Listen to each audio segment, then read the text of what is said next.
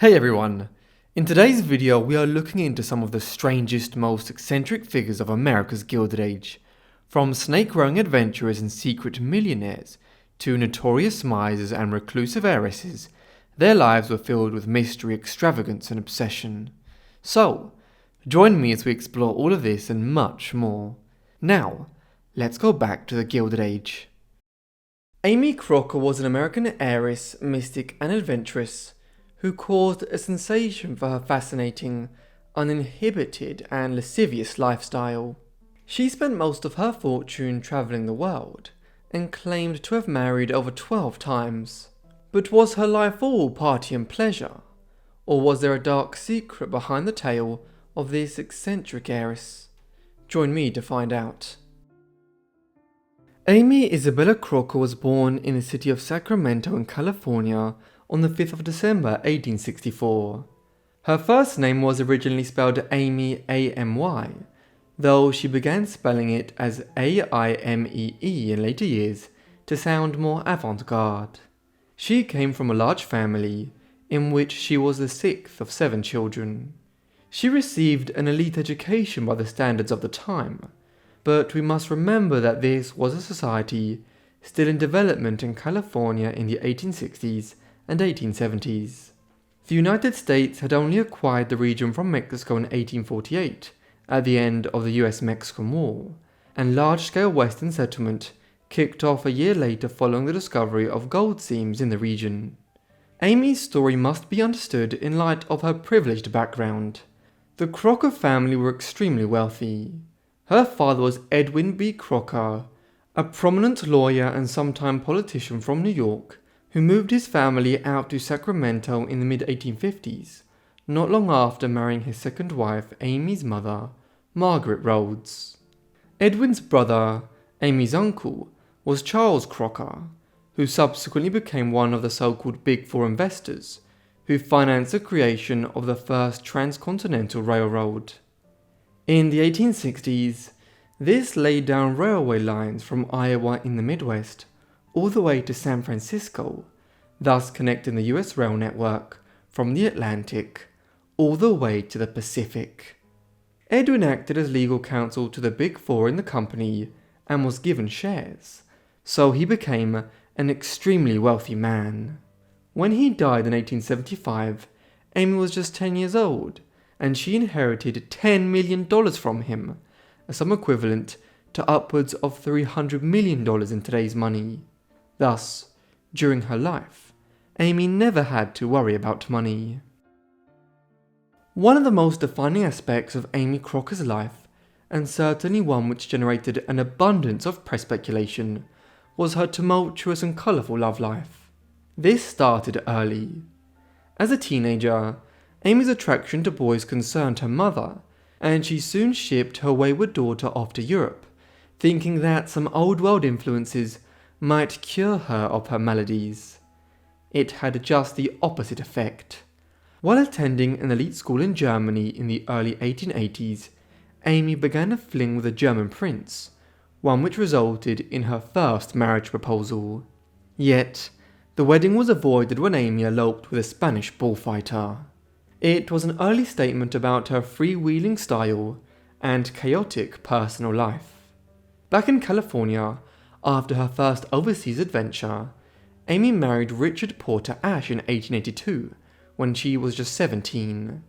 He was the 21-year-old nephew of David Farragut, the first ever Admiral of the United States Navy, and a decorated hero of the American Civil War.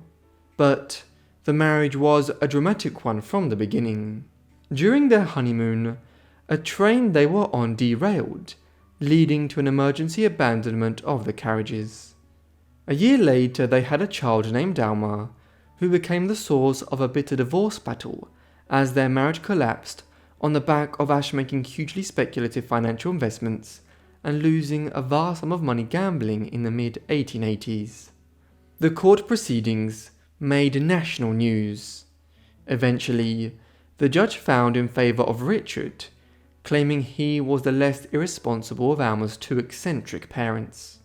Eventually Alma, whose name was changed legally to Gladys some years later, was adopted by Amy's mother and largely raised by her. Aimée decided to get away from California following the Celtic collapse of her first marriage. She headed west this time, taking a ship from California to the Hawaiian Islands in 1888. These were not yet a part of the United States, though American businessmen were beginning to play a major role in its affairs, largely so they could dominate the fruit industry there. She soon met with King Kalakaua of Hawaii, the last king of the islands, and known as the Merry Monarch. They knew each other since 1881, when Aimée, who was 16 years old at the time, had met the Merry Monarch during his state visit across Europe. Thus, Aimée was received generously upon her arrival in Honolulu, and granted the title of Princess Palaikalani. The king even gifted her an island of her own, though it was one of the smaller, largely uninhabited islands of the archipelago. It was while in Hawaii that Aimée met and married her second husband. Henry Mansfield Gillig was a sea captain, explorer, sometime magician, and opera singer. In short, he was the perfect sort of eccentric and colourful character for Aimée to marry. The visit to Hawaii was otherwise a scandalous one. Aimée appalled the local missionaries who had come in great numbers to convert the natives to Christianity, at one time making a bet in Honolulu that she would run around the city centre naked. She won the bet, and even stopped in the middle of it to try and convince a string band that she came across to accompany her. Afterwards, the missionaries demanded that the king expel her from the islands, which he refused to do. In the end, when she left, it was for her and Henry to head east to tour the far east of Asia, though they would return on several occasions to Hawaii. Between 1889 and 1894, Aimée and her second husband went on a huge odyssey around the Pacific world. This brought her to China, Japan, Hong Kong, Borneo, India, and other numerous places besides.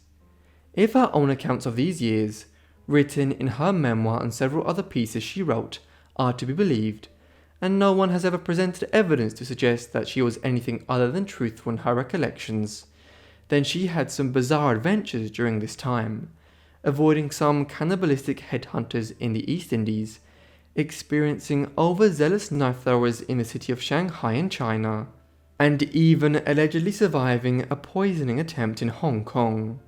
In the British island colony, she also hung out at an opium den, and claims to have purchased a prostitute's freedom. Unsurprisingly, Henry was not always able to keep up with his wife, and he sometimes returned to California to rest and recuperate while she continued to travel. It was during these years too that she began collecting exotic items such as pearls, gemstones, Chinese vases, statues of the Buddha, and much else. She also became one of the first women in the Western world to have a series of tattoos, something which was still very much a nativist tradition in some parts of the world in the late 19th century. Aimée and Henry settled down in the mid-1890s after she returned to California. They headed east and settled in New York, but the marriage soon began to fray and they divorced in 1900. Henry had been well aware for many years of Aimée's serial infidelity, and while travelling in the Far East, with or without her second husband, she had several affairs. Indeed, many years later she would claim that if Western laws and Christian traditions were not applied, she had actually married over a dozen times, as some of those with whom she was engaged in relationships in the Far East in the 1890s had theoretically married her in polygamous exchanges of vows. In New York in 1901, she entered into what might be considered her most stable and loving marriage. Jackson Guro was a songwriter and an eccentric bohemian just like Aimée. For instance, together they founded a Buddhist colony in New York, hardly an unusual pursuit for many residents of the Big Apple today, but something which would have been very unusual to observers at the dawn of the 20th century. Together the couple became a well-known pair around Manhattan, were recurrent attendees at Broadway plays, and close acquaintances of some of the city's literary figures. Enrico Caruso, arguably the most famous opera tenor of the Gilded Age, was a friend and visited their house regularly, where they held soirees attended by the city's cultural classes. Details of these often appeared in the New York newspapers, with salacious details of their lives being a regular topic of the city's gossip columns. Because of this lifestyle, the pair was shunned by much of New York high society, including some members of Aimée's extended family. The public, however, was mesmerized by this eccentric heiress, who had so many adventurous stories and crowds of young male admirers. The Philadelphia Inquirer even named her the most fascinating woman of her age. Aimée and Jackson did not have any biological children, but they adopted 3 children, 2 girls named Dolores and Yvonne, and a boy named Reginald. Aimée would separately adopt another daughter, Yolanda, years later, while she also reconnected with her biological daughter Gladys. Their harmonious, yet always interesting family bliss came to a tragic end in 1910, when Jackson died from complications resulting from a severe case of tonsillitis. Despite remarrying in later years, as you'll see, Aimée kept the name Guron for the rest of her life. Following Jackson's death, and owing to both it and the manner in which her every action had come to be scrutinized by the New York press, she relocated to Paris. The City of Lights was already well established as the cultural capital of the world by the early 1910s, and would continue to hold that position for another quarter of a century. She would live here for the next 27 years, though visiting the US regularly.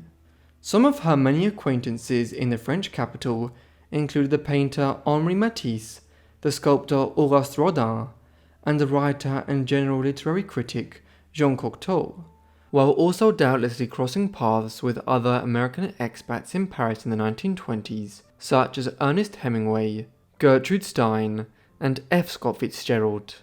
She continued to have a colourful love life, one which matched the press's declaration of her to be the Queen of Bohemia.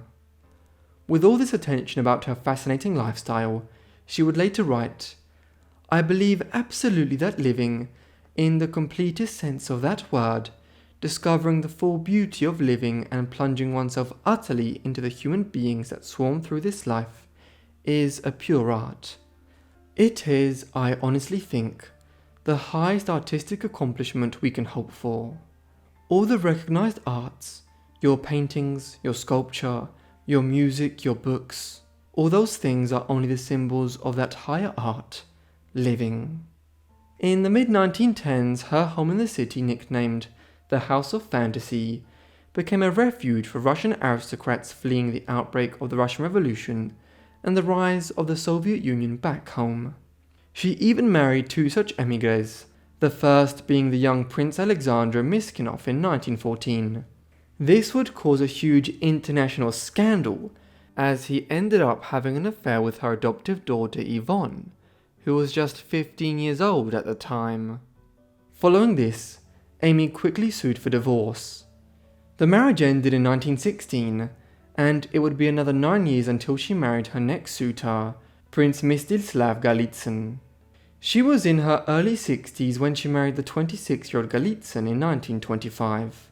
The union only lasted 2 years, partly owing to the age difference, but also because Aimée continued to treat monogamy as a theory rather than a principle. She regularly attended events in the city with one of her favourite companions, a boa constrictor snake.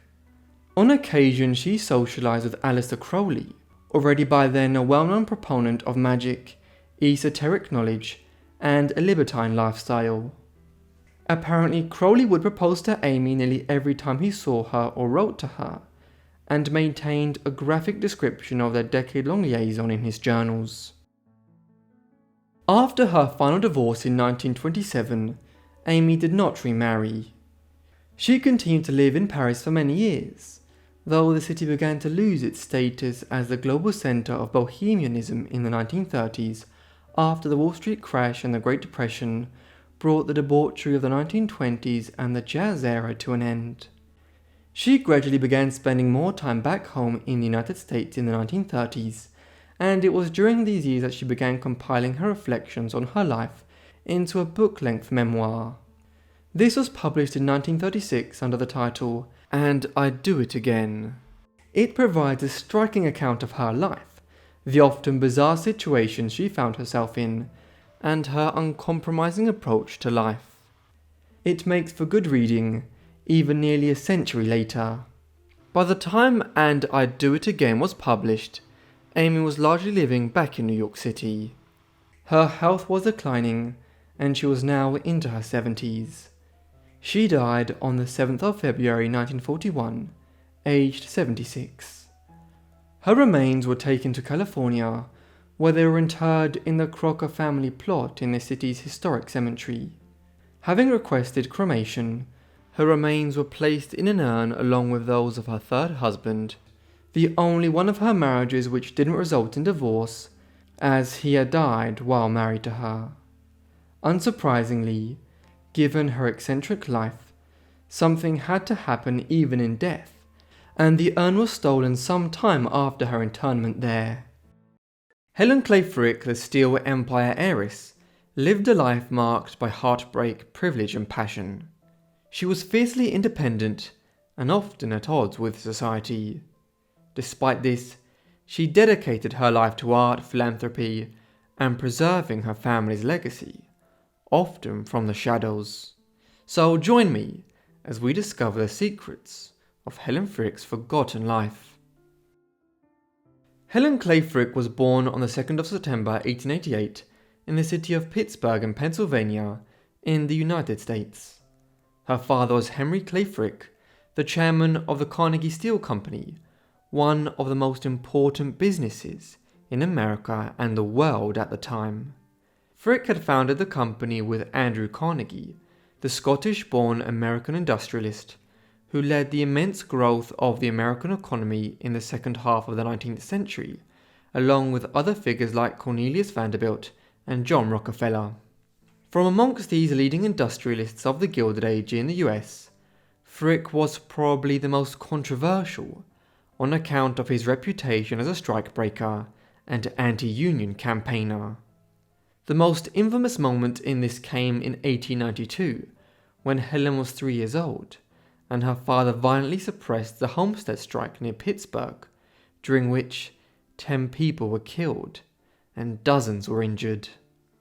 Helen's mother was Adelaide Howard Childs. She and Henry married in 1881.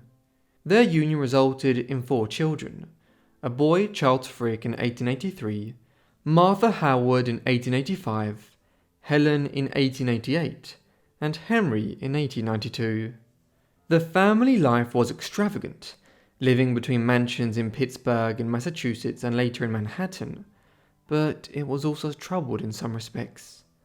Helen's older sister Martha was a sickly child, and her illness formed some of Helen's earliest family memories.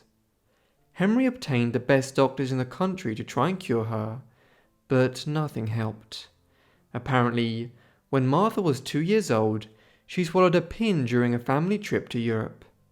Many attribute this as the source of her excruciatingly painful illness, which led to her death in 1891 at just 5 years of age.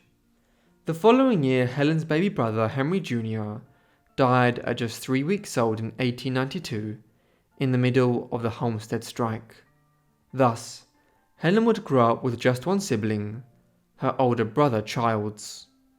As one would expect, her parents were devastated by the loss of their children, and her mother in particular fell into a depression. As a result, Helen was raised in a household consumed by obsessive mourning. To make matters worse, there was also an assassination attempt on Henry on the 23rd of July 1892, when one Alexander Berkman burst into his office. Berkman then pointed his revolver at Frick's head and managed to fire 2 shots before being tackled to the ground. Berkman wasn't completely subdued though, and managed to stab Henry a few times before more employees came to pin him down. Frick narrowly escaped death, suffering severe injuries that miraculously spared any vital organs. Defying the odds, he made an astonishing recovery and was back at his desk within a week. Helen's early life was not overly rooted in one place. Though born in Pittsburgh and raised there in her early years, her father had a huge mansion in Massachusetts, and in 1905 began renting a very large house on the Upper East Side of Manhattan as well. The family increasingly based themselves out of this home, in part because the business alliance between Frick and Carnegie became frayed in the 1890s, and Helen's father had begun moving his operations to New York. Although this move was beneficial for Henry, and they now lived in the spectacular Vanderbilt Triple Palace, Helen wasn't happy with the change. She considered Pittsburgh to be her home, and it was the place she loved. It was also at this time that she began attending the revered Spence School, an all-girls private school in New York City. In 1908, Helen dazzled Pittsburgh society with her debut, but instead of accepting a lavish jewellery gift, she made a bold and selfless statement. She persuaded her father to donate an astonishing 150 acres to the city, transforming it into a park. This land donation would become the city's largest park, known today as Frick Park. In the late 19th and early 20th centuries, Americans were infatuated with all things European, from aristocratic titles to the allure of old-world culture. Wealthy industrialists eagerly sent their daughters across the Atlantic to marry into European nobility, or to visit countries with rich cultures and heritage, like England, France, Germany, Spain and Italy. Helen was no different. As a teenager in the early 1900s, she visited Europe on an all but annual basis. It was here, as she wandered the halls of the Louvre Museum in Paris, the National Gallery in London, the Museo del Prado in Madrid, and the Uffizi Gallery in Florence, that her love of art, and in particular the culture of the Renaissance and early modern Europe, was born. These experiences ignited a lifelong passion and planted the seeds of a philanthropic vision that would shape her legacy for generations to come. Helen spent much of the First World War between 1914 and 1918 in Europe, working as a volunteer and charitable aid promoter. This was in line with her earlier efforts in the US. Back in 1910, when she was just 21 years of age, she had founded the Iron Rail Vacation Home for Working Girls in the town of Wenham in Massachusetts, a charity helping poor female textile workers in the state. Now in 1917, she established a hospital unit in France in association with the Red Cross, following the entry of the United States into the war, using her considerable trust money to finance it. She left for France with several associates, and over the next year engaged in a wide range of work, which included sending Christmas gifts to soldiers on the Western Front and petitioning her father to finance an orphanage for the children of individuals who had lost their lives in the war in France. Helen's years in France were marked by heartbreak, as the one great love of her life slipped away. In 1913, back in the United States, Fordyce St. John, a promising young surgeon, began courting her. Friends and acquaintances spoke of their deep affection for one another, and many believed a proposal was imminent before St. John was called to Europe as World War I erupted. But the proposal never came. The reasons remain shrouded in mystery, though historians suggest Helen's brother may have intervened, warning St. John that their father would never approve of the match. While serving on the front lines in Flanders, St. John became a war hero, earning the Distinguished Service Cross for his bravery. Yet, the distance proved insurmountable, and their love story quickly ended. St. John returned home to marry another, Jane Rignall, and became an esteemed surgeon. Helen, however, never married or had children. Helen's marital status became a lightning rod for intrigue and speculation after her life took a dramatic turn on the 2nd of December 1919. That day, her father passed away at 69 years of age, leaving not only an immense fortune, but also an enormous responsibility. Devoted to her father's memory and sharing his passion for art and philanthropy, Helen was thrust into the spotlight as the steward of his legacy. Her inheritance was staggering: $5 million in cash immediately, and over $30 million more in land, business shares and assets, a fortune equivalent to over $1 billion today, if not more. Overnight, Helen became the wealthiest unmarried woman in America, a title that made her the focus of endless fascination and scrutiny. But this financial windfall came at a cost. Her father's blatant favoritism left her older brother, Charles Frick, with a comparatively modest inheritance, igniting bitter disputes that shattered their bond. This estrangement was a devastating blow, compounded by her strained relationship with her mother, Adelaide, whose mental state continued to go downhill after her husband's death. Adelaide's passive demeanour and growing detachment left Helen isolated in her new role as head of the family's vast empire. In a bid to heal the wounds caused by her father's unequal will, Helen later tried to make amends. When Adelaide died in 1931, Helen selflessly bequeathed her share of their mother's estate to Charles. Yet, the damage had already been done, and the shadows of familial discord lingered over the rest of her life. One of the provisions of Helen's father's will was that his enormous and extremely valuable art collection should be made available in some way to the public. Over several decades, Henry Clay Frick had acquired some of the most iconic paintings produced in Europe during the Renaissance, the Dutch Golden Age, and the Baroque Enlightenment and Romantic eras. This included many famous portraits by renowned artists, and it was one of the most significant art collections ever assembled in private hands. Helen quickly followed through on her father's wishes. In 1920, she incorporated the Frick collection in Manhattan in her father's mansion on the Upper East Side, and after many years of careful planning and curating, the collection was made accessible to the public in 1935. She became one of the 9 original trustees of the board of the charity that oversaw operations, while she also expended some of her personal estate expanding the collection, acquiring works by the likes of Goya, Monet and Piero della Francesca. Years later, once she retired from the board and day-to-day management of the museum, Helen Frick donated sculptures and other physical objects of cultural and historical significance to the collection, ones which expanded it beyond being a collection of paintings. Helen also played a role in developing the Frick collection into an archive and reference department. For instance, she financed the creation of the Frick Art Reference Library as a wing of the Frick Collections, one of New York's great libraries for the study of fine art. This was opened in 1924 and was clearly a project close to her heart, as she would serve as its director for nearly 6 decades, only finally stepping down in 1983. She could be a fussy overseer. For many years, men weren't allowed in if they were not wearing a jacket and tie. Yet, the library became one of the world's greatest art libraries, and today houses 150,000 books, nearly 500,000 photographs, and approximately 50,000 catalogues of sales of art collections. While the management of the Frick collection and the opening of it to the public was Helen's greatest act of philanthropy, she engaged in many other charitable endeavours.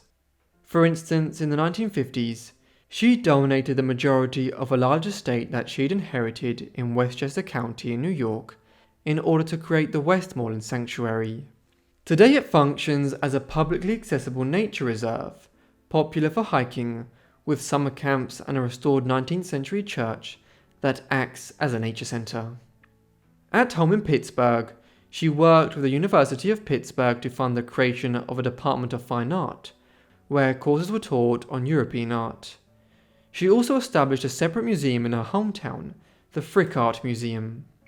What marked this as distinctive from the Frick collection in New York is that the Pittsburgh institution houses paintings acquired by Helen herself rather than her father, notably works by Claude Monet and Peter Paul Rubens. As noted, Helen did not marry, nor did she have any children. Instead, she dedicated herself to her passions and to giving back. This continued throughout her whole life, and she even financed a fine arts building at the University of Pittsburgh. Yet her relationship with the university would later break when they started to employ Germans. Well, Helen had developed a lifelong prejudice against German people following her experiences in France during the First World War. Helen's financing of this building and other institutions were increasingly done in a secretive manner from the 1940s onwards, a sign of her humble nature and the quiet approach she took to her charitable work. This was reflected in her private life. As she aged, Helen was rarely seen in public, only occasionally attending major social events in New York, and instead spending most of her time back in her native Pittsburgh, where she lived at Clayton Manor. Her life might appear reclusive to some, particularly because she didn't seek social limelight or public recognition, but it probably goes too far to suggest that she was a recluse. Helen Frick was simply an elderly woman who preferred a private existence, away from the prying eyes of New York. She also developed an intense dislike of modernist art, and had little reason as a result to attend exhibitions and events in New York that celebrated work that she disliked. Helen Frick eventually died in Pittsburgh on the 9th of November 1984 at 96 years of age. Because she had no children herself, her estate, which was considerably reduced owing to her charitable efforts, but still extremely large, passed to a substantial degree to her nieces and nephews, and to the grandchildren of her brother Charles. Helen's enduring legacy is a Frick collection in New York, which is visited by over 300,000 people every year, and is one of New York's hidden gems. The Frick Pittsburgh is a collection of museums centered on Clayton and the Frick Art Museum, most of which celebrate Helen's philanthropy, and which themselves draw over 100,000 visitors a year. One day in 1907, Ida Wood decided to lock herself away in a New York hotel room where she would remain for the next 24 years. The strange thing about this was that she'd been one of Manhattan's most famed socialites and wealthiest women. So what explains this mystery? Join me to find out. The woman who is known as Ida Mayfield Wood today was actually born as Ellen Walsh in England on the 14th of January 1838. Her father was Thomas Walsh, an Irish peddler, while her mother was an Englishwoman named Anne Crawford. Ellen's father was just one of the millions of Irishmen who left Ireland between the 1830s and 1870s, fleeing appalling poverty and social conditions on the island, which were compounded by the Great Potato Famine of the 1840s. Initially, they moved to England, but they wouldn't stay for long. Instead, the family relocated to the United States in the early 1850s, first settling in Boston, Massachusetts, before dispersing to other parts of the country. Ellen's father eventually died out in California in the mid-1860s. This was a pronounced period of anti-Irish sentiment in the US, when the sheer level of Irish migration to North America, the perceived strange social character of the Irish, and their Roman Catholicism saw these newcomers experience widespread xenophobia. Many establishments across the country hung out signs saying, "No blacks, no Jews, no Irish." Faced with this anti-Irish sentiment, Ellen took the decision when she was still a young woman to change her name to Ida Mayfield. She also invented an elaborate backstory, claiming that she hailed from Louisiana and that her father was Henry Mayfield, a sugar plantation owner down south. Not long after she arrived to New York, Ida became interested in Benjamin Wood, the editor of the New York Daily News, a New York-based newspaper which had been founded by Gideon Tucker, a lawyer and politician in 1855. Tucker had subsequently sold the paper to Fernando Wood, a wealthy real estate businessman and merchant who served as mayor of New York in 1855 and then in 1857, buying the New York Daily News during his second term in that office. During this time, he quickly installed his brother Benjamin as the editor of the publication. It was through this position that Benjamin gained some public notoriety, and this was enough to catch Ida's attention. The newspaper's editorial line under Wood's guidance was controversial, especially so in retrospect. It argued in favour of the retention of slavery in the southern states and their right to secede from the Union if the northern states continued to insist on the abolition of slavery, a development which resulted in the outbreak of the American Civil War in 1861. The fact that Ida developed an interest in wood during these years is probably a good indication of her own political leanings. Having become interested in wood, Ida started writing unsolicited letters to him. His interest was sufficiently piqued that he responded, and they soon met and began a relationship, despite Wood being married. These were turbulent years, as the New York Daily News was shut down by the Union government when the Civil War erupted in 1861. Despite this, Ida maintained her affair with Wood, and when his wife died in 1867, they married. Her relationship with Wood, first as his mistress and then as his wife, catapulted Ida to the forefront of New York society life. It should be noted that the New York Daily News was re-established in the closing years of the Civil War as victory for the Union began to look more certain. And Wood was not just the editor of this major newspaper, but was also a 3-time member of the American Congress, holding a seat in the US Senate for New York for 2 terms. Thus, despite her husband's questionable politics in the late 1850s and early 1860s, the Woods were amongst New York's leading political dynasties during the Gilded Age, and Ida rubbed shoulders on occasion with figures such as President Abraham Lincoln, the Prince of Wales and future King Edward VII, and the extended family of President Ulysses S. Grant. Ida and Benjamin's marriage was also peculiar for their invention of a daughter. For decades, the pair claimed to have a daughter named Emma, who was born before they married. However, Emma was actually a younger sister of Ida's.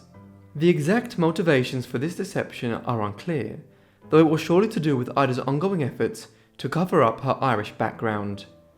Benjamin was aware of where his third wife was actually from and agreed to hide the deception. Emma will play a part in Ida's peculiar later life, as we will see presently. As he grew older, Benjamin Wood became a hardcore gambler, often wagering large sums of money on cards, dice and other games of chance in New York. He is once even believed to have bet the New York Daily News on a hand of cards. Fortunately, he won and retained control of the newspaper, but faced with his reckless behaviour, Ida began taking control of much of his finances in the course of the 1880s and 1890s in an effort to ensure that her delinquent husband did not gamble everything away. This meant that Ida became a very wealthy woman in the late 19th century, profiting from Benjamin's political and business career. When they married in 1867, Ida had yet to reach her 30th birthday, while her husband was pushing on 50. Unsurprisingly then, he died long before she did, passing away on the 21st of February 1900 in New York City. Despite his questionable wartime record in the early 1860s, the Woods had been entirely rehabilitated in later years, and in the 1880s, he had served as one of the presidential electors for New York State. Accordingly, his business interests had flourished yet again, and when he died in 1900, Benjamin left Ida a fortune of approximately $2 million, a sum equivalent to over $75 million in today's money. Ida would never remarry. Instead, she initially put her energies into the New York Daily News, trying to keep the paper running much like Benjamin had left it, and even becoming the editor for a time in 1900 and 1901. However, in a world in which it was still enormously difficult for women to acquire the respect of their male peers in business, Ida soon tired of the challenge, and in 1901, she sold the Daily News for over $250,000, further growing her private wealth. Not much is known about Ida Wood's life in the years between 1901 and 1907. She lived a quiet life. That is until one very strange month in 1907 that led to her hiding for years. One day, Ida started withdrawing large sums of money from her bank accounts and other assets in New York. In total, she withdrew about $1 million, which at the time amounted to about 40% of her wealth. Then, she and her sister Mary and her alleged daughter Emma rented a 2-room suite at the Herald Square Hotel. You would probably think nothing of this, but for whatever reason, the women decided to remain in the rooms 551 and 552 for a quarter of a century. Not a lot is known about the years that Ida and her 2 sisters spent in the suites 551 and 552 at the Herald Square Hotel. While it was one of New York's more upmarket hotels, it was nevertheless a small space for 3 women to live out their later lives. In addition, they did not allow cleaning staff to enter the room. Instead, they only interacted with the maids at the door so they could receive deliveries, have trash and other items taken away, or sheets replaced. Other than this, staff and the hotel managers were happy to leave the neurotic wealthy customers to their own devices, and they remained there, hidden from society for decades. As the years went by, the women were completely forgotten about, but as their lives passed and came to an end, their odd tale would resurface. Emma died in 1928 at 71 years of age in a New York hospital. Prior to her passing, the sisters were still somewhat lucid, despite the years in isolation, and realised that she needed medical attention. During this time, she was revealed to have been born in 1857, about the same time that the 19-year-old Ida was beginning to take an interest in Benjamin Wood. 3 years later, in May 1931, Ida's other sister Mary also became ill. Yet, when the 93-year-old Ida eventually called for medical help from the hotel staff, it was too late. By the time doctors arrived, they found Mary dead on a couch in the suite. When they entered the suite, they found dreadful scenes, as Ida, despite her riches, had been living in a mess of hoarding and squalor for years. In the weeks that followed, the authorities attempted to uncover what had happened to one of New York's richest heiresses of the 20th century, who had seemingly disappeared in 1907, and then been found 24 years later, living as a recluse in a New York hotel room. By this time, Ida was not lucid enough to explain why she, Mary and Emma, had taken the decision that they did in 1907, and she was declared psychologically incompetent a few months later. As best as anyone could determine, Ida's decision had been made in the midst of the banking crisis of 1907, known to posterity as the Panic of 1907, during which Ida decided her money was no longer safe in the banks, and had withdrawn as much as she could. Why she and Emma and Mary had then elected to lock themselves up in a hotel room which they hardly ever left again remains something of a mystery. But one needs to consider that Ida had been running away from society and its judgment in a metaphorical sense all her life, changing her identity and her name along the way. In 1907, she simply decided to run away in person as well. In the months that followed Mary's death, Ida was moved downstairs to another suite, despite her objections. By now her old room was rotting and decaying, and it was gutted and renovated. Staff soon discovered long-forgotten trunks of her possessions and money, which had been locked away in 1907. She passed away not too long after her sister on the 12th of March 1932, aged 94, from bronchial pneumonia. When Ida finally died in the early 1930s, there was a growing issue concerning her inheritance, as she had not left a will of any kind. As such, there was a large fortune which she had left behind and which remained to be claimed. Dozens, then scores, and then hundreds of individuals attempted to claim all or part of it. Consequently, when a legal trial opened in 1937 to try to resolve the issue, 1,103 people claimed to be Ida's rightful heir, while 616 of these appeared with the legal counsel to the court when it sat. At the heart of this circus of a legal dispute was Ida's shadowy past. Because she'd invented the vast majority of her life story, hundreds of people were able to claim to be related to her, with many arriving to the court in New York claiming to be her relatives from Louisiana, a story which we know to be fabricated today, but which many people still believed back in the mid-1930s. Others showed up from Ireland, others from England, and more still from Massachusetts, where the family had settled after first arriving in the US.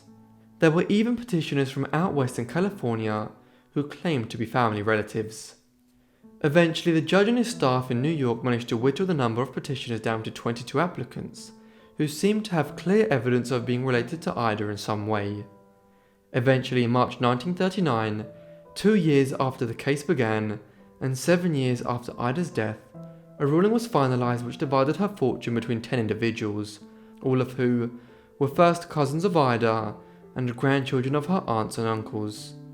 Thus, despite her best efforts to muddy the waters through her invented personal history, Ida's fortune appears to have descended to rightful heirs in the end, owing to the intricate investigative work of the New York judiciary. For our next story, Let's explore the life of the Witch of Wall Street that was brilliantly narrated by Mortis Media. Hetty Green was one of the most peculiar individuals to emerge in American business life at the height of the Gilded Age. Despite being one of the richest women in the United States, Hetty had a reputation of being a huge miser, and she would even later become known as the Witch of Wall Street. Here we explore her life and story, but before we do so, consider subscribing if you enjoy this kind of content. Henrietta Howland Robinson was born on the 21st of November 1834 in the town of New Bedford in Massachusetts to parents Edward Mott Robinson and Abby Howland. She came from a very affluent background, and her family ran the largest whaling fleet in the area, while also being involved in US trade with China at a time when American trade with the Asian nation was heavily protected and only a limited number of people were allowed to engage in it. Surrounded by business people throughout her youth, she was soon involved in it herself. As a child, she began reading stock reports and financial papers, and by the time she was 13, she was working as a bookkeeper for the family business. From a young age, frugality and the interest in making money was drilled into her. On one occasion, Henrietta said to a reporter, "My father told me never to give anyone anything, not even kindness." Henrietta, who acquired the abbreviated name Hetty quite young, did not earn her first fortune. When her mother died in 1860, Hetty was just 25. She left most of her estate to her husband, but Henrietta received a house, which was worth upwards of $250,000 in today's money. Thereafter, her father diversified the family business, investing in New York shipping companies and buying government bonds which paid the incredibly lucrative rate of 6% interest annually. The country had just come through the American Civil War, and there was a lot of money to be made in rebuilding the economy. Hetty's father did very well at the time. When he died 5 years after his wife in 1865, he left $6 million to Hetty, a sum equivalent in excess of $100 million today. Right around the same time, her aunt also passed away, leaving a comfortable $2 million estate to her niece. Although the estates involved became the subject of protracted legal battles in the few years immediately after, she also received hundreds of thousands of dollars in cash, and this money combined made Hetty a very wealthy woman. Her determination to steer her own path when it came to managing her finances was seen in her marriage arrangement. In the early 1860s, she had met and began a relationship with Edward Henry Green, a Boston-based businessman whose financial dealings also involved working in the China trade. He was a millionaire himself, so when he and Hetty got married in 1867, she insisted that an arrangement was put in place whereby he would have no claim to her money and estate. They subsequently had 2 children, Edward, born in 1868, and Harriet, known as Sylvia, born in 1871. Both were born in London, where the couple had relocated for some years in the late 1860s and early 1870s. Hetty and Edward would eventually separate in the mid-1880s, though they remained married and in their later life partially reconciled. The cause of their falling out was owing to Edward running into financial problems after they returned to the United States in 1873. Well, on several occasions she had to bail him out by giving him money. But by that time, she had more than enough to go around, for Hetty Green had become one of the preeminent investors of the rapidly increasing financial capital of America during the Gilded Age, Wall Street on Manhattan Island in New York. Hetty emerged into the American business world during the so-called Gilded Age. This was the first stage of globalization, as the proliferation of the railways, electricity, the telegraph, and the telephone opened up vast parts of the world. As this occurred, coupled with major industrial expansion in countries such as the United States, Britain, Germany, and Russia, a huge economic boom occurred in North America and Europe. The resulting wealth creation and the emergence of a new aristocracy of rich business people and industrialists had led the period between 1870 and the 1900s being referred to as the Gilded Age in America. Though it should be noted that for the poorer classes in society, this was a period of grinding poverty and appalling working conditions. The Gilded Age in America saw the emergence of Wall Street as the financial center of New York and the wider country. This street, the name of which is derived from the fact that the Northern Mall of New York City ran along this region in the late 17th century, had started to become the financial capital of the US in the early 19th century, once the Erie Canal was completed in 1821. The canal linked the Great Lakes to New York City, and as a result, Chicago and other settlements along the lakes ballooned in size in the middle of the 19th century. New York now became the entry point for all naval traffic between the Atlantic and the booming development of the Great Lake region, and so financial interests began buying up property all over Wall Street, and it soon became the financial hub of the East Coast.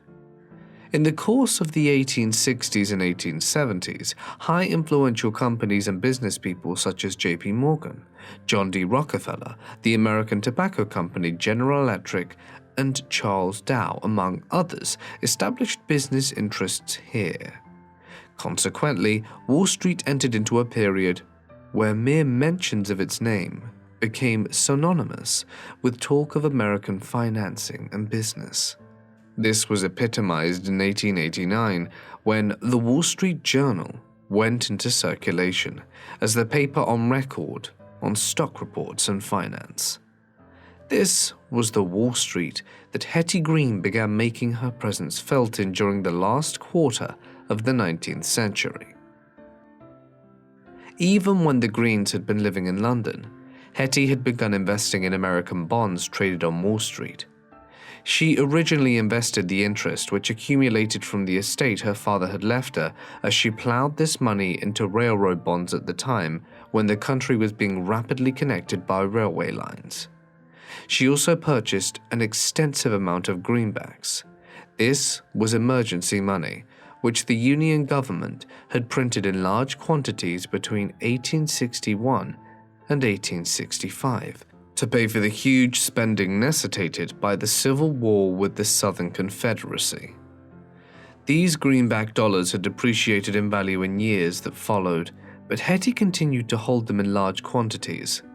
She was handsomely rewarded in 1875, when, in response to a crisis surrounding the notes, the administration of President Ulysses S. Grant backed the greenbacks with gold. The value of the notes increased hugely, and Hetty made a considerable profit.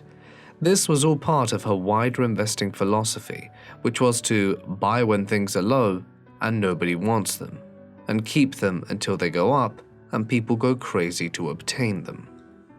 As the years went by, her wealth continued to increase into the tens of millions, and she eventually became a major provider of loans to the municipal government of New York City as the Gilded Age came to an end, and some serious economic problems overwhelmed the American economy in both the 1890s and 1900s. At one point, it was believed that she was the largest individual private lender of money in all of New York, while by now, she had become known as the Queen of Wall Street. However, there was another less flattering name given to Hetty. To many, she was given the name the Witch of Wall Street. This was the name acquired on the back of her notorious unwillingness to spend money despite her vast personal wealth and her personal hygiene or lack of it. For starters, she lived a borderline itinerant life. Though she had an office in the Chemical Bank on Broadway, close to Wall Street itself, she continued to have no fixed abode, drifting between hotels, boarding houses, and rented flats. The apparent reason for this was that she was unwilling to purchase a home in New York, as she would have to pay the city's property tax, but she also changed homes to avoid tax collectors. Well, her miserliness even went as far as not paying taxes. Furthermore, Hetty was so cheap that she reportedly never used hot water, nor did she turn on the heating during winter. Supposedly, she also didn't wash her hands, and because of this, her fingernails were always dirty and crusty. What's more, many claimed that she stunk, especially during the summer months. Her odor was said to be so unbearable that those working in the same office as her stayed as far away as possible. She even avoided going to the doctor and elected to save money after 20 years of being troubled by a painful hernia. She then had no choice but to get surgery. Despite her immense wealth, she was outraged by the fee and tried to get out of paying. There are countless stories concerning her notorious stinginess, though some may simply be tales. She was believed to wear the same black dress every day, and would do so until it was so worn out that it became completely tattered and turned green from filth, and only then would she buy another plain black dress. Another story claims that she once spent hours rummaging through a carriage she had been looking in for a stamp which had been lost. It was worth 2 cents. This stamp story may be untrue, but considering her reputation, one could never be too sure. Yet there is no doubt that Green did dress routinely in a black dress, perhaps in part owing to her religious upbringings as a Quaker, as well as her miserliness. Regarding this, Hetty stated, "Just because I dress plainly and do not spend a fortune on my gowns, they say I am cranky or insane." There were, though, indefinitely more negative aspects to Hetty Green's zealous guarding of her wealth. She disapproved of her daughter Sylvia's suitors, ensuring that Sylvia remained unmarried into her 30s. Hetty's disapproval was rooted in her suspicion that anyone dating her daughter must surely be after her wealth, which Sylvia would inherit a huge portion of one day. Eventually, one suitor, Matthew Astor Wilkes, met with her and qualified approval, principally because he was a minor member of the extremely wealthy Astor family and was possessed of some independent wealth himself. Nevertheless, before Sylvia and he married in 1909, Hetty insisted that he sign an agreement relinquishing any claim to money which Sylvia would inherit from her fortune. Yet, unquestionably, the most dreadful episode in Hetty Green's unwillingness to spend money and obsessive guarding of her wealth concerned her son Edward, or Ned, when he was a child and he broke his leg. Hetty was unwilling to pay for expensive medical care and tried to have him admitted to a free clinic.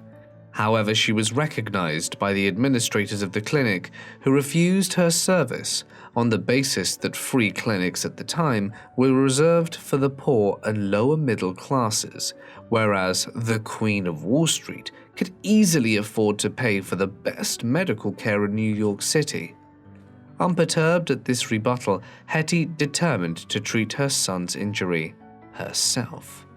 In the weeks that followed, the wound did not heal properly and eventually gangrene set in.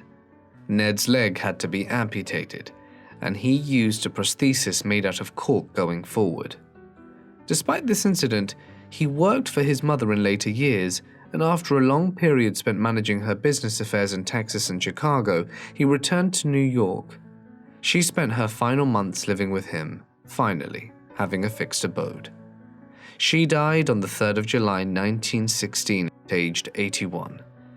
By that time, she was reputedly the richest woman in America. Indeed, her estate, which was split between Edward and Sylvia, probably ranged from somewhere between $100 million and $200 million. This was a sum equivalent to somewhere between $2.5 billion and $5 billion in today's money. And consequently, it can easily be said that Hetty Green was arguably the wealthiest woman in the world at that time. One wonders if she ever did find that 2-cent stamp. Unlike his mother, Edward was known to enjoy his wealth and liked to party. He didn't hold back on spending his inheritance. He built a mansion in Round Hill, Massachusetts, amassed a notable stamp and coin collection, and even made some generous contributions to society. With her mother's inheritance, Hetty's daughter Sylvia became one of the richest women in America, and when her brother Edward died in 1937, she inherited almost all of his estate as well. Sylvia Green Wilkes had no children and no real close relatives. She passed away in 1951 and left an estate worth about $90 million after taxes. At first, her will couldn't be located, but it was eventually found stuffed in a tin cabinet. Sylvia's closest genetic relative, a cousin, was mentioned in the will and left $5,000, but she went to court and was after awarded $140,000. The remainder of her wealth was divided between charities, schools, and hospitals. Thus, in the end, a large part of the Witch of Wall Street's great fortune, which she was so unwilling to spend, was given away to complete strangers. Ugette Clark led a peculiar life. The daughter of a wealthy former politician and entrepreneur, she first carved out a name for herself within the world of the arts in Paris and New York, but her later life was troubled, and she became increasingly reclusive.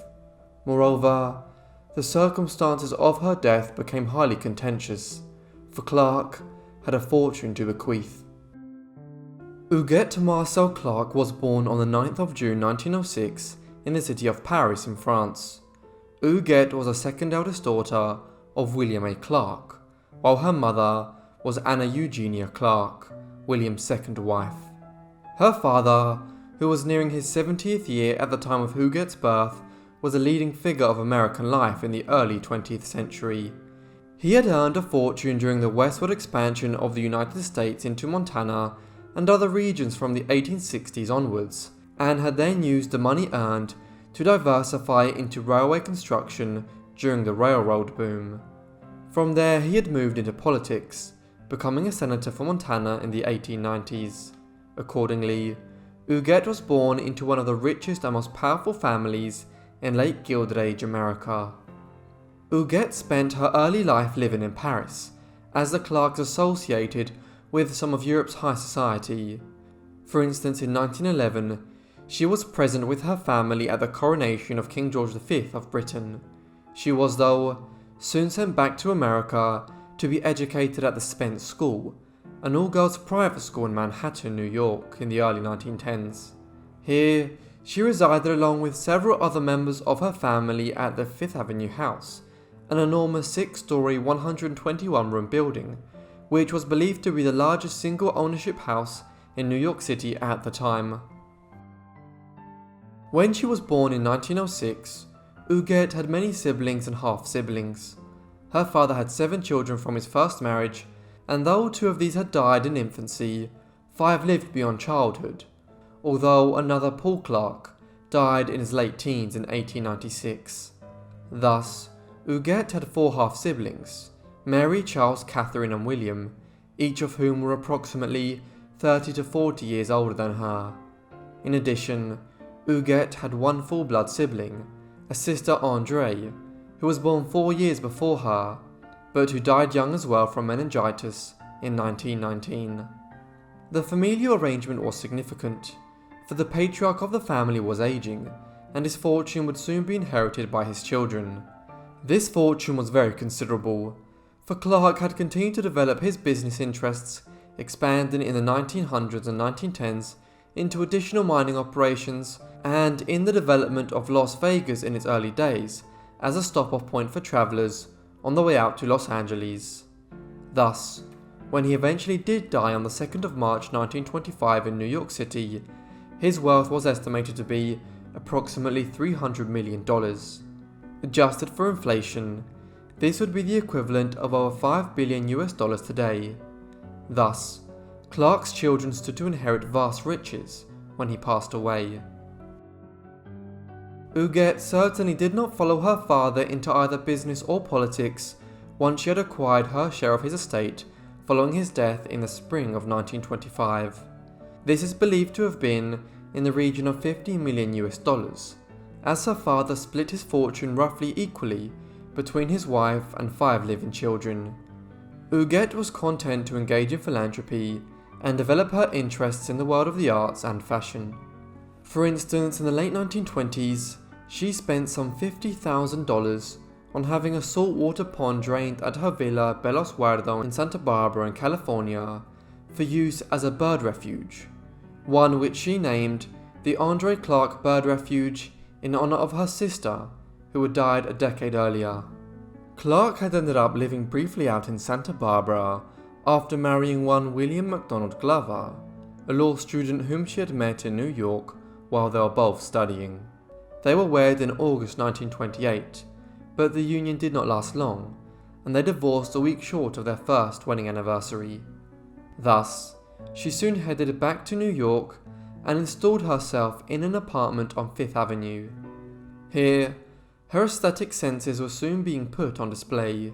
Ugette converted the apartment and adjoining ones to create a huge open space, which looked out over Central Park in a vast chamber replete with a library and other amenities.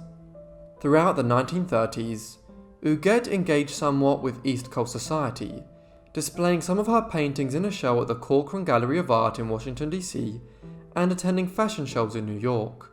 However, her circle of close friends was small, and to those others who knew her during these years, she appeared elusive and taciturn.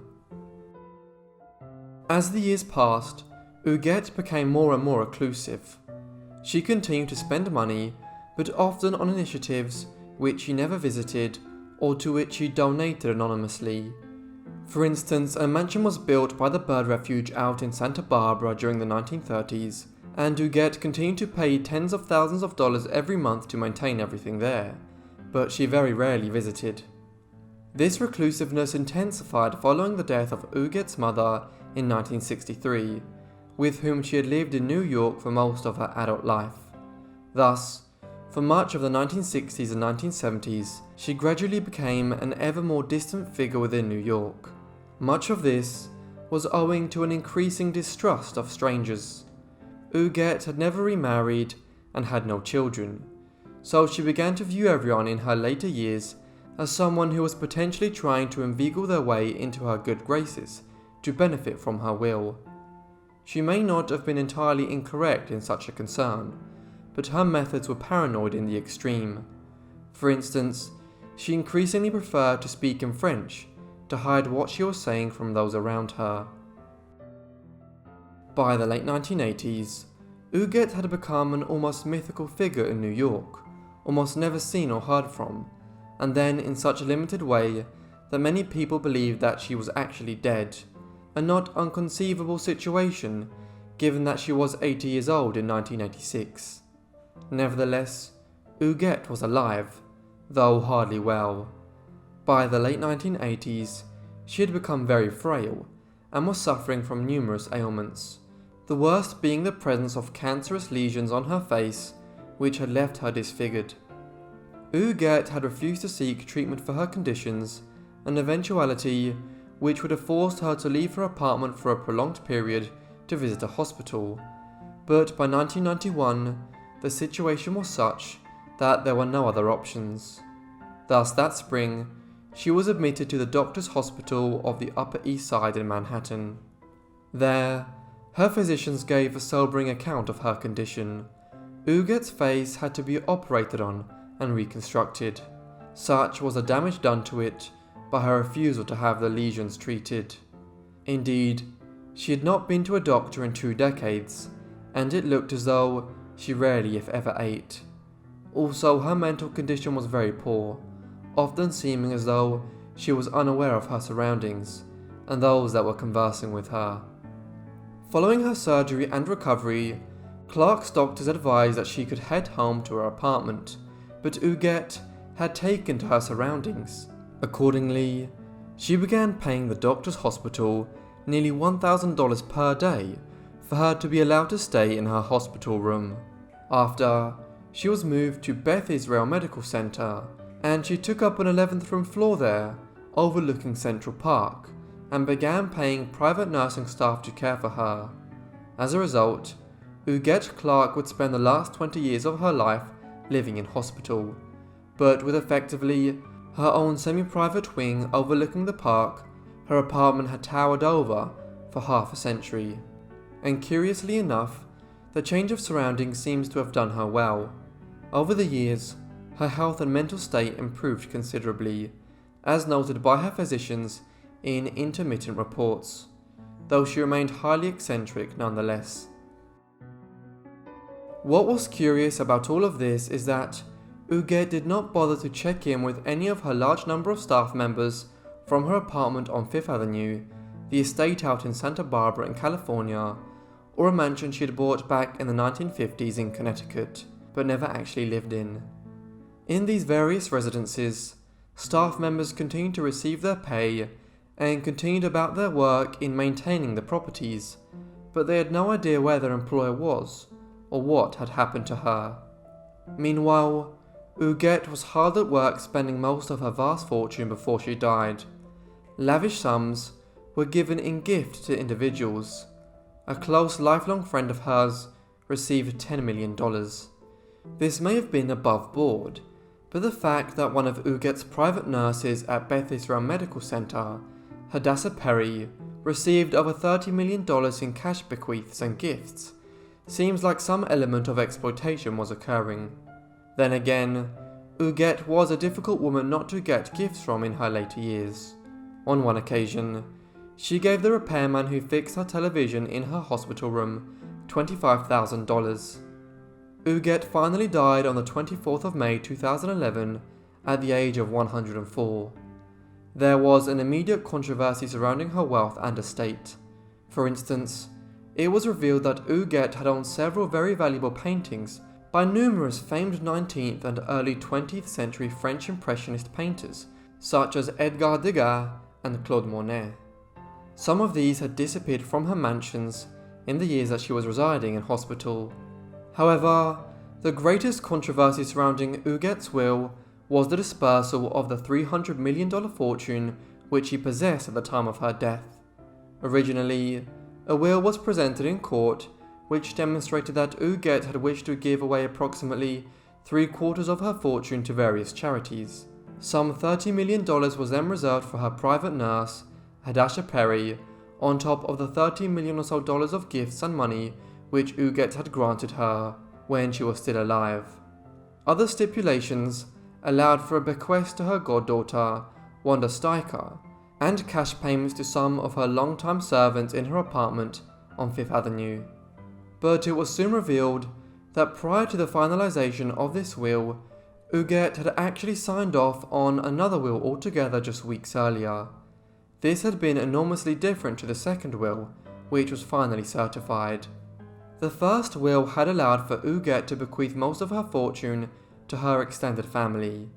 By 2011, most of these were grandnephews and grandnieces, or even more distant relatives, some of whom Ugette had never met, and many of the older members of which she had not seen since the 1950s. Nevertheless, Ugette had at least temporarily toyed with the idea of granting away the vast majority of her estate to them. When it was revealed that there had been a first will which was quickly changed to disinherit her extended family, Ugette's relatives appealed to the courts. Their arguments were obvious. Ugette had been an extremely old woman of a questionable psychological state, and they believed her private nurse and others had coerced her in her final weeks into changing her will to make themselves the benefactors and to disinherit them. It is plausible that this was true, though it is equally plausible that Ugette simply decided to reward those people to whom she had been closest in her last 20 years. Whatever the truth of it, the judge decided that the family's argument was solid. Thus, Ugette's first will was effectively implemented, with the family receiving upwards of 75% of the entire estate. Ugette's private nurse, Hadassah Perry, was forced to return the $30 million that she had received as part of the will settlement, though on the provision that her receipt of a similar sum in gifts and other bequests over the years while Ugette was still alive would not be challenged. Thus, the Clark family ended up being the major benefactors of her will, though we will never know for sure exactly who the mysterious Ugette Clark had actually intended her wealth to descend to. She herself was entombed in the family mausoleum in the Bronx, New York City, while several of the artworks she collected during her lifetime are found in major museums and galleries today. Thank you so much everyone for watching this video on these Gilded Age eccentrics and millionaires. I hope you found it interesting. Let me know what you thought of the lives down below in the comments, and if you have any suggestions, also let me know in the comments. If you want more long videos like this, also let me know. I also hope you guys are subscribed and have notifications turned on to get all my videos as soon as I upload them. And well, that's all from me, so I'll see all of you in the next Forgotten Life. Thanks.